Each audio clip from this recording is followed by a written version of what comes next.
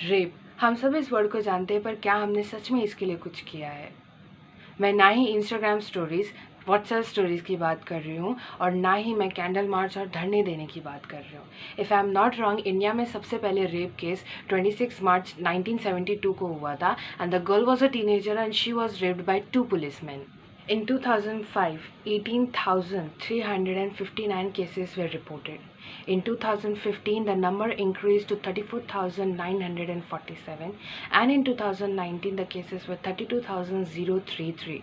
And मुझे एक बात समझ में नहीं आती कि 2020 ऐसे पेंडेमिक ईयर में, इस कोरोना सिचुएशन में भी रेप्स हो रहे हैं।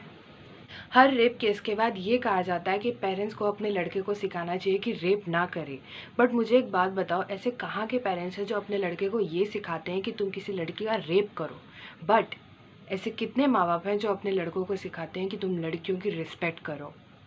अगर आपको ऐसा लगता है कि रेप खाली इलिटरेट लोग करते हैं, तो ऐसा नहीं है। कई सारे पढ़े लिखे लोगों ने भी रेप किए हैं। हमारे इंडिया में लड़कों को लड़कियों से ज़्यादा फ्रीडम एंड प्योरिटी दी जाती है, जिसके वजह से एक मेंटालिटी क्रिएट होती है जहाँ पे हर किसी को लगता है, हर आदमी को लगता है कि mens are supreme, and this mentality leads them in a way of dominating women. और जब वो नो या रिजेक्शन को फेस करते हैं, तो उनका इगोइस्टिक सेल्फ उनके ऊपर हावी हो जाता है, which allows them to do such horrible acts. For taking revenge, लड़कों को लगता है कि रेप करना is the best way, and इसका पूरा क्रेडिट मैं सोसाइटी को देना चाहती हूँ, क्योंकि सोसाइटी ने एक ऐसा स्टीरियोटाइप बना के रखा है जिसकी वजह से लोगों को ऐसा लगता है कि अगर किसी लड़की का रेप हो गया तो उसका कैरेक्टर, उसका इज्जत, उसका घर परिवार, उसका करियर सब बर्बाद हो गया। ऐसा क्यों? Why can't we respect a woman as a human? ऐसा क्यों है कि लड़की का अच्छा होना और ना होना उसकी वर्जिनिटी डिसाइड करती है? मैं ये नहीं कहती कि हर लड़कियों को अपनी बहन जैसी देखो या अपनी मम्मी जैसे देखो, मैं ऐसा नहीं कह रही हूँ, बट उनकी इज्जत करो। एंड वो कोई भी हो सकता है, चाहे वो लड़की हो या लड़का हो, इज्जत करना सीखो।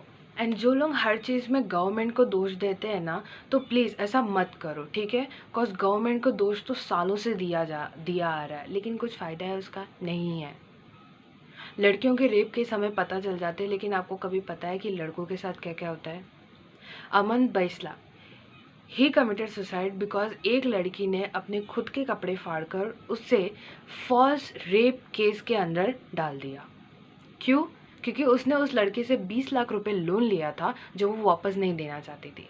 जब हम लोग खुद लॉस का इतना बड़ा मिसयूज़ करेंगे, तो गवर्नमेंट उसमें क्या करेगी? ये तो ऐसे ही बात हो गई कि कांड भी हम ही करें और गवर्नमेंट को भी हम ही दोष दें। अगर मैं आपको कहूँ कि 13 साल के एक लड़की को 4 लोगों ने मिलकर रेप किया, तो क्या आप इस बात को मानेंगे? ये कोई इमेजिनरी स्टोरी नहीं है, हकीकत है, ऐसा हो चुका है। 13 साल का बच्चा, उसको क्या समझेगा ये सब? इंडिया में जितने रेप होते हैं उसमें से आधे से ज़्यादा केस कभी रजिस्टर नहीं होते हैं, which leads them to think कि अगर मैं किसी का रेप कर दे रहा हूँ तो वो लोग चुप बैठ जाएंगे, and this leads to more rape cases. Just remember, your silence is their permission. इससे कुछ फ़र्क नहीं पड़ता कि तुम लड़का हो या लड़की हो। अगर तुम्हारे साथ कुछ गलत हो रहा है, raise your voice. If I say that we are too responsible for all these rape cases, then yes, we are responsible for it. Cause हमारे स्कूल, कॉलेजेस, सोसाइटी, हमारे घर के पेरेंट्स भी हमें हमेशा ये कहते हैं कि आपको लड़कों से दूर रहना है, लेकिन वो कभी ये नहीं बताते कि हमें ऐसे लोगों से डील कैसे करना है। अगर तुम एक लड़के हो और इस वीडियो को देख रहे हो और तुम्हारे घर में सिस्टर है या तुम्हारी कोई गर्लफ्रेंड है, तो उसे एक बर्थडे गिफ्ट पे टेडी बेयर एंड चॉकलेट्स के जगह पे इलेक्ट्रॉनिक गैजेट्स दो उसकी सेफ्टी के लिए।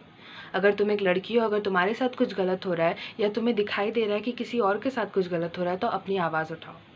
अगर आप पेरेंट्स हैं इस वीडियो को देख रहे हैं, तो अपनी लड़की को मार्शल आर्ट सिखाओ। अगर वो कहीं जा रही है, रास्ते पे कोई उसे छेड़ रहा है, तो उनका मुंह तोड़ना सिखाओ। गोल रोटियां वेट कर लेंगी।